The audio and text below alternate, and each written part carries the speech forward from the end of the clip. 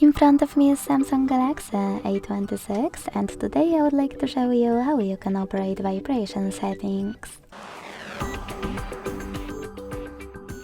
Begin by opening Devices settings and scrolling to Heat Sounds and Vibration.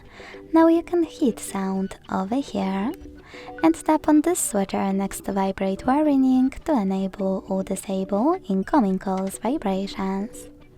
You can also tap on Vibrate to mute your device completely, leaving only vibrations.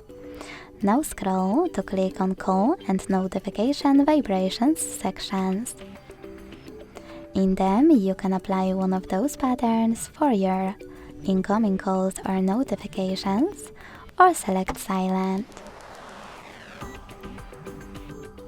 When you're ready, hit System Vibration and adjust intensity of them thanks to this slider. Click on all of those switchers next to all of those features to enable or disable haptic feedback for them.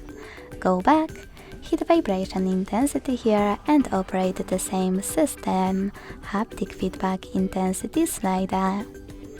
Thanks so much for watching. If you enjoyed this video, leave a like, comment and subscribe. Bye!